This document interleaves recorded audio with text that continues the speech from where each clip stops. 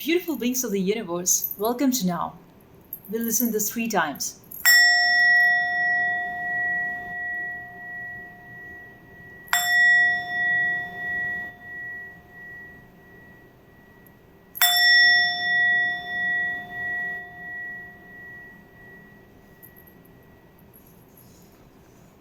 And then the message which I wanted to share for today.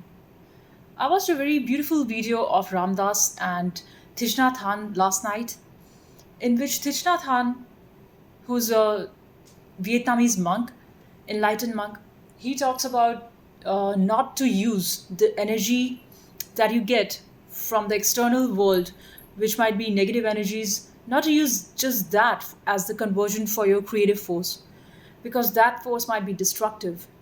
So, what is essential is when that negative energy comes in, we need to learn to transform that into compassion. And from that compassion, we can create goodness, beauty, love, and peace in the world. So many times you would see that as a light walker, while you are navigating through the world, you will see that it's okay in this world to kill and to spread hate. But for somebody who is trying to make a, a beautiful space for living, a creative, loving space wherein the community can thrive well, you will see that it's very difficult and challenging for that person to survive.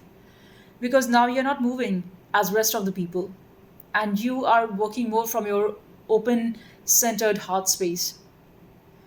So as a life worker, you are going to face all these challenges, and it's essential that you understand the problem zone from where the other person is coming from. You see that they had a very troubled life, and that's why, since they cannot actually hold it within themselves, so they spread that negativity outside and they project it on that person. And same thing happened in Vietnam War as well, when these Thai monks, they wanted to protest against the wars. They were quite like put in a situation where they had to take a stage. They had to take acceptance. You are either in this side or that side. You cannot just say we do not want war. Though these monks, they were just prophecy for peace. They just wanted peace in the world, and they said there should be no war. There should just be loving kindness and loving speech to be practiced. So what Thich Nhat Hanh said is just about the awareness of the breathing technique, just the breathing in and breathing out. And as we keep following our breath in and out, that sent us to the backstage of our mind. So generally, our mind is ever chattering and it's ever uh, making perceptions and judgments about the world we live in. So what he says that just being centered in the breath, so you are being aware of your in breath and your out breath, and you are also aware of the space between the breaths. So that awareness is going to bring you into a state of calm and serene zone within yourself. And that is precisely the spectacular place of love and serenity that you create in your heart, and then you spread it out to the world. So these are a lot of counteractive forces to hate and negative energies which you might face, which is growing more and more, and it has always been the case. The condition that we are left with is to transform our own inner self, and not trying to change the world outside, but to transform our own inner being. That means we need to face our own anger. That means we need to learn to live with patience. That means we need to learn to live with having more. You need to be able to, be more accepting for your own self. You see, you want to learn something, and learning is a difficult thing because the mind wants to say that, no, I don't want to learn this. It's just taking me forever. And it's so difficult. And then you also need to put into consideration wherein the person you are learning from, they might not have their own patience level, so they might be impatient. But since it's their job and you have hired them for that work, they might try to just handle you with impatience. So sometimes there's a lot of challenges wherein you need to also learn how to work with the third party and work with your own self. Can you navigate that? Can you just bring that person to a peace, or at least not try, but just being there, just being present, and not responding or not reacting to their impatience. You just need to be calm and serene and just not react to it.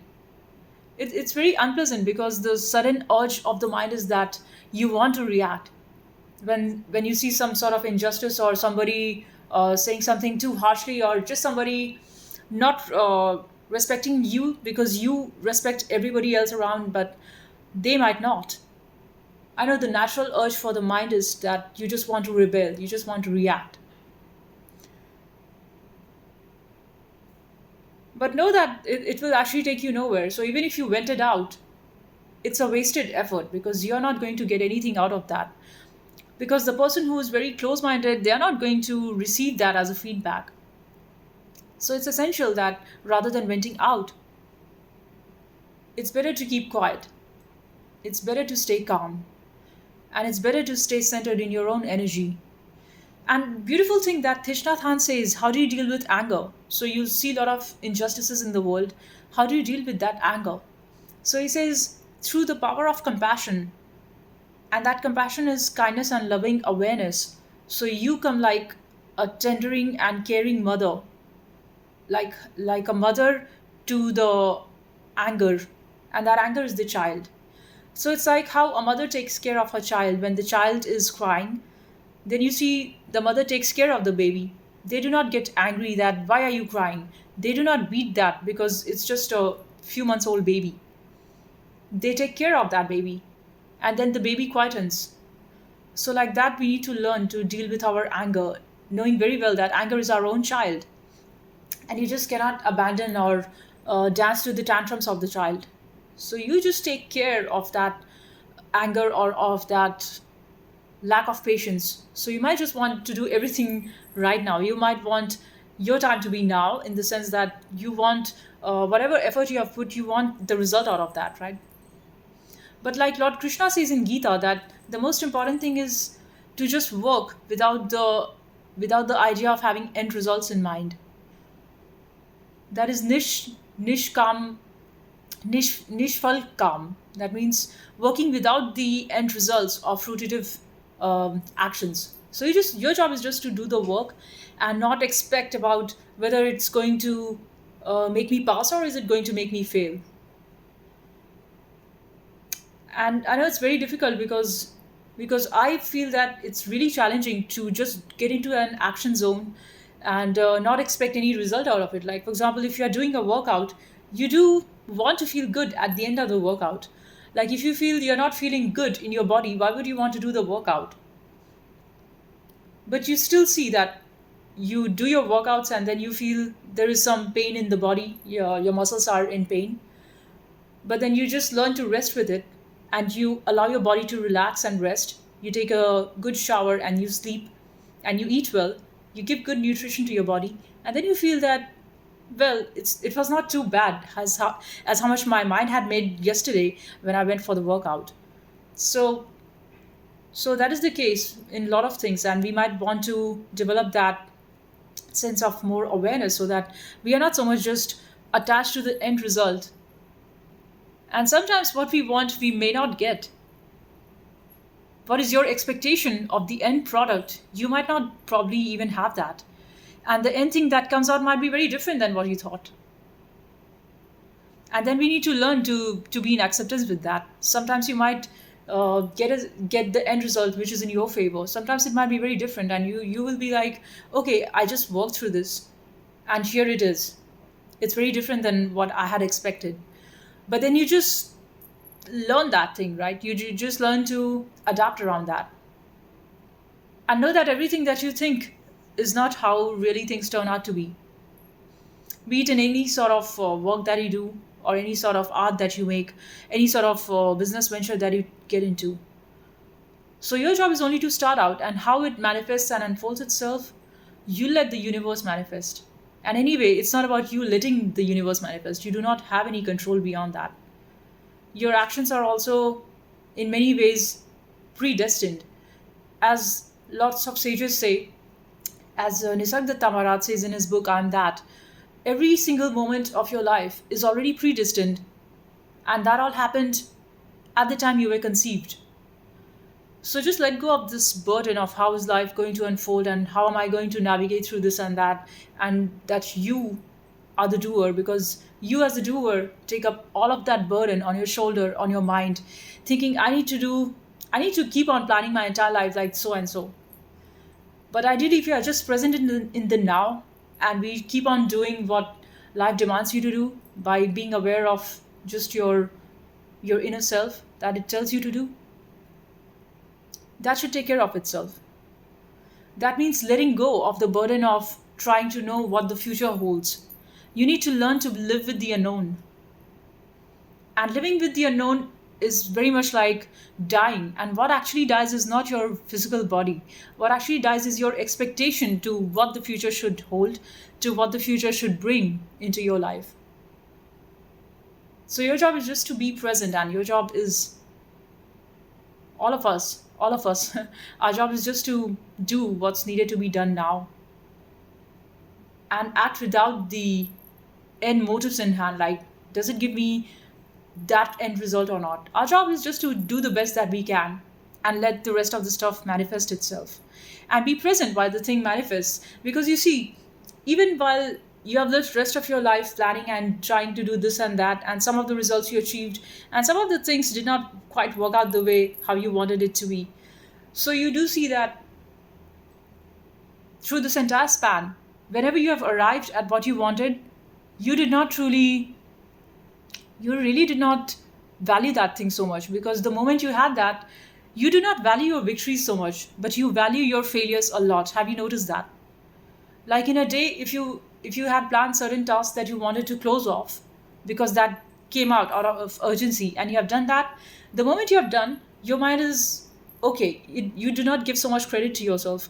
But if there was something that you had missed, you you literally penalize yourself a lot. You say that I'm so foolish to have not done this for so long. But the task that you have achieved, the work that you set out for yourself, you do not value that so much. And all this is partly because of our conditioning, in which we are raised in a way that you just need to always stay ahead of where you are. See, our education system is like that. We have been told to study these 16 years, 12 years in school, and 4 years of your degree, of your engineering college. And all of that is about the end result, that you end up in a job that pays you, and they do not take into aspect whether does that truly make you fulfill, or would that not land into other sort of questions. Is that really going to fulfill you? No. Our job is just to keep on working in a capitalist setup wherein you keep on working for someone else who in turn would make more money, and you would just end up as an average person, and just they just want to make you feel that you need so and so things, so you can just keep shopping and buying and shopping and buying your entire life just to accumulate things that you actually do not need. And then you see, the lighter you are, it's always better. You do not need lots of hoarding. Actually, it's the other way. Like, the more light you are, the more easy it's for you to handle your own life. So it's not about having lots of things and then just taking on that burden because you do not know who you are actually, and you just want to escape that hollowness, that darkness, that black hole inside of you. Because it's so terrifying that you would rather run into 18 hours of work a day. You would rather keep yourself super extra busy just to not face that hollowness, that emptiness. And all of that extremity, all of that extreme work that people do, chasing success and making this and that, does drain out a lot of energy. So you have no energy left out at the end of the day. So yeah, I just wanted to talk about this, and I'll see you in the next one. That's it. Have a great day, my friend. Bye for now.